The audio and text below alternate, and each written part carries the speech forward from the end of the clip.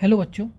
So let's read the question first. The question says, why is Ag a noble metal and K is a highly reactive metal? So आपको यहाँ पे एक की concept जो कि ध्यान रखना होगा वो है शील्डिंग इफेक्ट, राइट. अब सबसे पहले शील्डिंग इफेक्ट समझते हैं होता क्या है.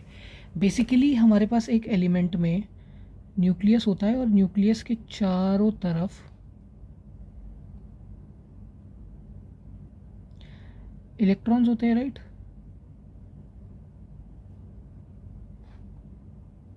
अब मान लो कि ये आउटर मोस्ट शेल है ना. तो basically shielding effect is nothing but inner electrons का न्यूक्लियस का अट्रैक्टिव फोर्स को रोकना towards the outermost electron, right. मतलब बेसिकली इनर इलेक्ट्रॉन्स जो न्यूक्लियस का अट्रैक्टिव फोर्स है उसको रोकते हैं ताकि न्यूक्लियस आउटर मोस्ट इलेक्ट्रॉन को अट्रैक्ट ना कर सके. That is called as shielding, right.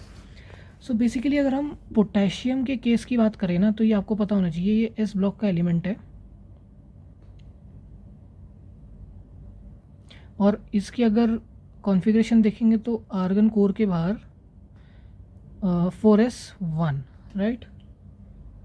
So basically अब होता क्या है कि यहाँ पे हमें वेरी गुड शील्डिंग इफेक्ट दिखता है from the inner core, due to which this one electron can be easily lose out. That is why it is reactive, right. अगर हम सिल्वर की बात करें तो ये आपको पता होना चाहिए एक डी ब्लॉक का एलिमेंट है और डी ब्लॉक के एलिमेंट में एक जनरल फिनोमेना ऑब्जर्व किया गया है कि वहाँ पे पुअर शील्डिंग इफेक्ट रहता है.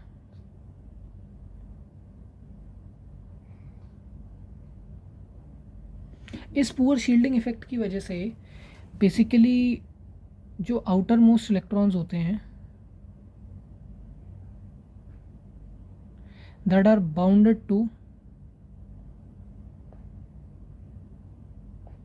न्यूक्लियस, और इसकी वजह से क्या होता है कि ये लेस रिएक्टिव बन जाते हैं.